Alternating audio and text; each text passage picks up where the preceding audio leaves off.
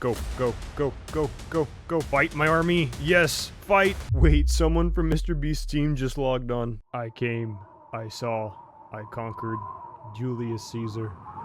On August 8th, 2020, MrBeast released a video entitled Raiding Servers with 10,000 People. The video was MrBeast and his friends joining random Minecraft servers and testing the limit on how many people could join those servers. Being the absolute Minecraft warmonger that I am, I decided to join simpcraft and start a new empire, the Zander Empire. Also, if you end up enjoying this video, please subscribe and hit the like button. YouTube's algorithm is recommending more videos to people if the video has a high number of likes, so if you want to support me, make sure to hit the like button. Enjoy the video. If you break the law, do it to seize power. In all other cases, observe it. Julius Caesar. From word of mouth, I knew that this was an anarchy server like 2B2T, so I opened my internet browser and downloaded a Minecraft hack so fast you would not believe. Upon joining the server, I knew I had to run as far away from spawn as humanly possible to avoid my demise at the hands of a Minecraft PvP sweat. Surprisingly, I found a friendly outpost that conveniently had a full set of iron armor and food for me. This would be the spark that would ignite my reign over this domain. I saw that some other players were online, and since I had hacks, I mean godly PvP skills, I told them to come visit my location for a friendly visit. Eventually, I convinced one of them to come visit me midway between my location and his base, and to my surprise, he agreed. This man actually showed up, and since I saw how weak he was, I convinced him to become my unpaid intern. I was able to get some information on what happened to the server after MrBeast's video, as this man played on the server for over a year before I got here. Long story short,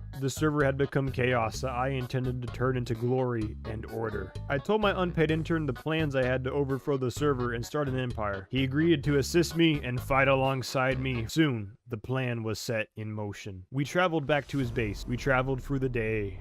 We traveled through the night. We traveled by boat. And we traveled by land. After traveling for days, we arrived at his base that I unofficially am calling Magna Domus until I get further notice or he sees this video. Speak softly and carry a big stick.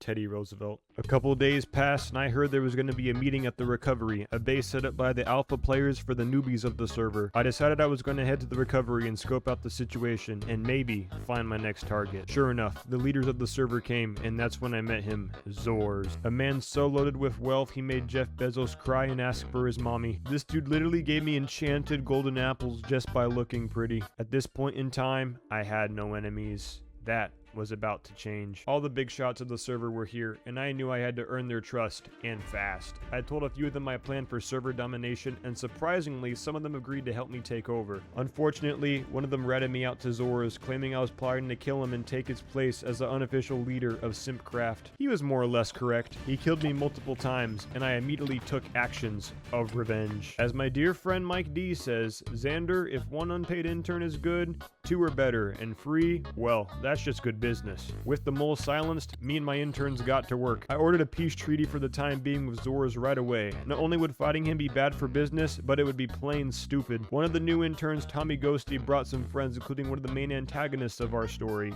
Pogger Champers. Pogger, the anti-technoblade of the server, kept disrupting our meetings, but eventually decided to become an intern after the promise of clout. He even gave me some armor, so thanks to him for that if he sees this video. I had 4 of my 5 interns show up to a meeting, but like wild monkeys, they went bananas at the first sight of combat and kept killing me in the process with their end crystals. My interns and I decided to attack Zors. We set forth on our holy crusade, throwing logic completely out the window. Unfortunately, we forgot this was an anarchy server and the amount of god tier loot Zors had. The best way to destroy an enemy is to make him a friend.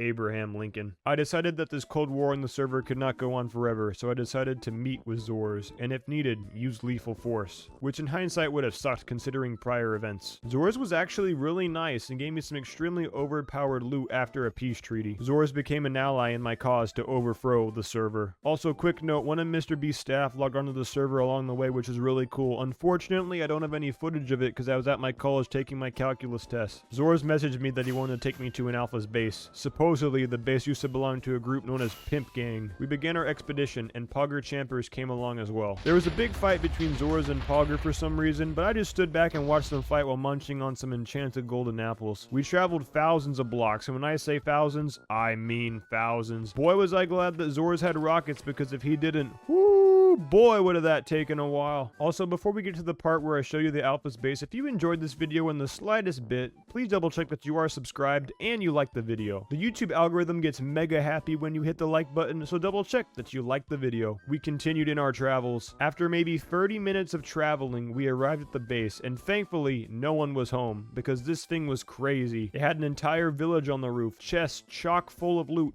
and check it, they had an Among Us shrine, yo! That's about it for this video. I'm leaving now.